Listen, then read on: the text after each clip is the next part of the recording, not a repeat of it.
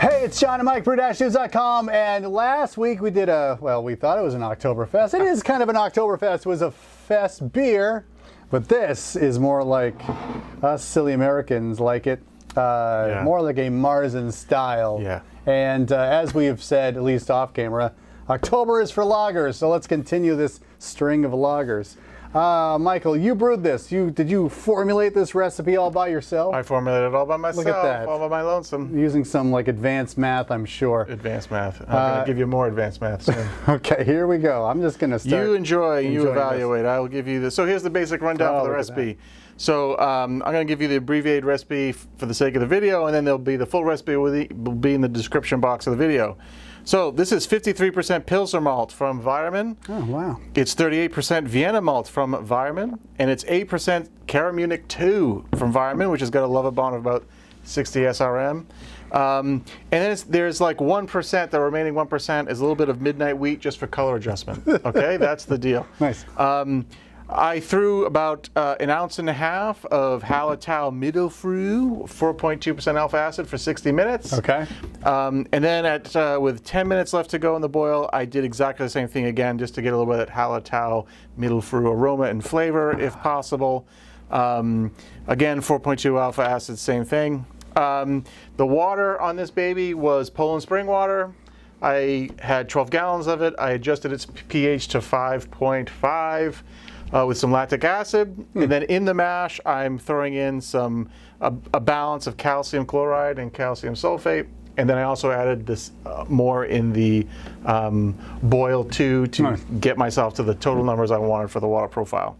The mash regimen in this, I actually step mash this baby because I'm a direct fired mash tun type of guy. Excellent. So this is 45 minutes at 145 degrees Fahrenheit. Okay. 20 minutes, I ramped it up to 156. Okay. And then for 10 minutes, I went to mash out at 168. All right. All right, ran that baby off. So the original gravity on this was 1053, and the final gravity was 1014. Okay. And so for ABV of about 5.25. And I modeled this after traditional Marzen. Okay, so that's for BJCP Oktoberfest, that's what we're talking about is Marzen here. So that's what this is. And the yeast I use. That's what I was waiting for. This is the tail of this beer. So White Labs 830 German Lager yeast. Yes. I bought 2 packages from my local homebrew store, and they were dated with about 2 months prior was the package date, prior to when I had bought it, 2 months. Okay. I thought, okay, this is okay, and so I bought 2 thinking I'm not really going to take the time to make a starter.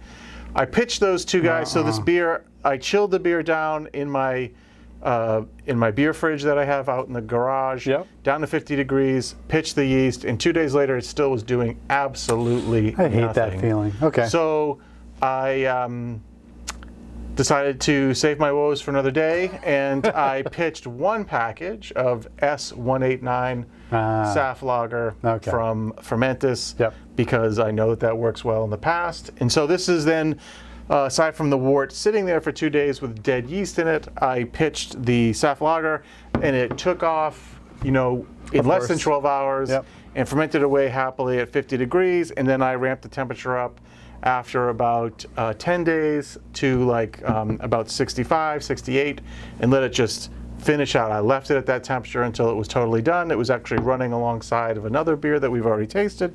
And yeah, and then so it's been in the keg for about 2 weeks. I transferred it to the keg for about 2 weeks. Not bad. And it's nice and clear, and that's the story of this beer. Over there, So here we go. It's in a mug, and maybe the lighting doesn't do it justice. There you go. There's a little bit of light through there. It's got a nice mahogany color. It's a little darker than I want it to be. Maybe next time I would completely drop the midnight wheat and just let it ride with the malts I put in there. I think so. But, you know, I'm still getting used to sometimes, I mean, you'd think I've been doing this long enough, I would know better, but I just want to make sure I had that caramelly color. You know, that robust color. So it is definitely a little bit darker than other Marzens, but I don't care. Yeah. On the aroma, I definitely picked up that Vienna Munich note. I thought that was there. That was nice. The mouthfeel has like a little bit of the chewiness. it's nice. It's got a bready kind of chewy experience there. You know what I mean? It's not light. It's medium bodied, I think. You'd say, yeah. Medium light. Yeah. And then in the flavor, I think that's where all your malts kind of kick in. I think that's why I was waiting to hear about the yeast, because the finish isn't as dry as I want it to be, and it just seems to have had some trouble along the way. How do you feel about the fermentation character about it? I'm surprised. I completely disagree. I'm surprised that with that lack of a start from the first pitch afterwards, I think that the 189 managed to power through. And I don't think there is much of a strange that there's a fermentation profile. I find it to be relatively clean and pretty good. I think maybe it's just a little bit too much Caramunic or something like that. That sort of is making it taste a certain way. But overall, I think the balance is great, and I think that the fermentation character to me is I think pretty clean. Okay, I don't think there's any off flavors from it. I just think that it just doesn't taste like it's fermented all the way. At least that's from other lagers I've had that just seem like to have a cleaner finish. This one seems to have almost like more ale qualities than lager qualities to me. But if you don't think so, that's fine. What about the hop character? I think that there's more flavor hop characteristics to it than, say, bittering. Yeah, after you get past the real toasty malt profile, once that subsides, then this somewhat noble hop character spiciness reveals itself in the flavor. Again, it could have a couple, maybe another 10 IBUs of bitterness. Yeah. But I was expecting it if it dried out a little bit more, if it fermented down to say to 1010 or 1009, then maybe the level of IBUs at 60 minutes. According to the recipe, it's about 20 IBUs at 60 minutes. So, I sort of even went against my own rules there of saying we really need to get up to about 30 at least IBUs in almost every beer that I make for bittering. But I wanted this to be relatively super approachable, so I think that the bitterness, it could be a little more bitter to balance all that malt character. But again, I don't actually find it to be. I recently did a tasting with this beer side by side with 3 or 4 other commercial Märzens, and found the bitterness level to be pretty much spot on with those other ones. So I was all right, maybe it is what it is. Yeah. So, but I do like the noble hop character, that the middle fruit coming through on the finish. Yeah. That's actually pretty good. And I do think then too, based on other beers from the past, I think the thing I've got going with water right now is really helping making that happen. True that. Yep. So I think we had actually a comment on the channel.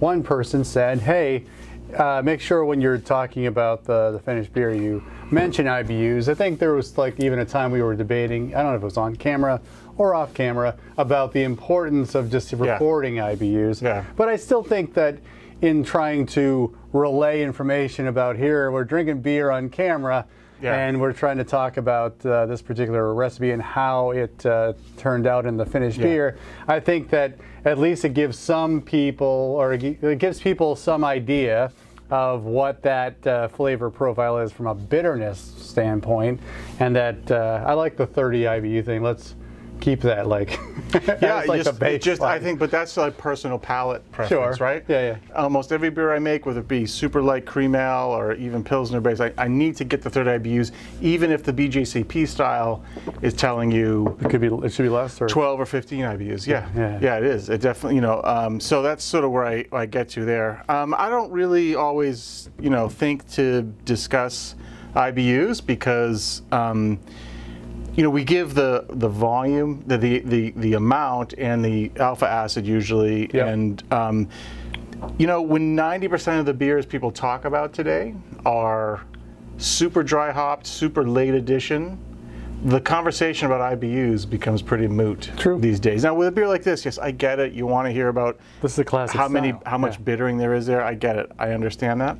But the IBU as a whole is false. So it's a fallacy. We can do a whole other video on that, my opinion on that these days. But for 60 minutes, I think you can talk about IBUs. But for every other edition after that, you should really be talking about how much alpha I put in there or something like that. Yeah, It's yeah. like how many hop units did you use at 10 minutes at dry hopping, Yep. whatever. Understood. To worry about a calculator giving you the amount of IBUs for a Whirlpool edition or a hop stand of some sort, or God forbid during dry hopping, it's just a waste of energy to even think about that. Yeah. So is the other thing we learned from this beer that you should always have a packet of dry yeast to like back up? So here's this is gonna be a separate video too, but I have long since felt that living here on the East Coast, the yeast products that we receive are inferior to what they are when they leave California, and what other people report. If you read homebrewers' posts on different forums about how quickly their beer started because they pitched 2 packages or 5 whatever, I just think that there's something that happens to liquid yeast. I mean, this isn't a mystery, right? There's so much involved from when it leaves Y Yeast or White Labs before it gets here into the Northeast, and then how quickly does it go right in the fridge right away? Does it show up before the shop's even open?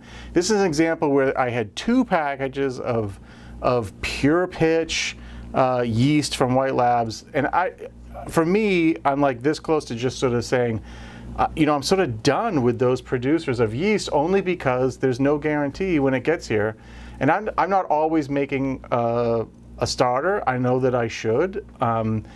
But for a 1053 starting gravity beer, 2 packages of lager yeast on top, even though it's a lager, should be able to do it. And I think it's a crapshoot. Sometimes it works great, and that would have worked out fine. But for some reason, these 2 packages of yeast didn't produce anything in the beer, and I had to go to dry. And this yeast, I've been playing with this before, this dry strain, and it works pretty well. I would like to rebrew this with the 3470 because I think it's a little bit cleaner. So that's a whole separate video. But I just have long suspected here on the East Coast that we've always been handicapped with the quality of liquid yeast we get here. True that. Okay, well, that's another video. But for right now, we've got, it's October and we've got lagers, and things can't be that bad. So if you like this video, give us a thumbs up. If you've learned a lot about brewing a Märzen lager beer, subscribe to our channel, because we do talk about home brewing every single week. For John and Mike, brew-dudes.com, brew on. Cheers.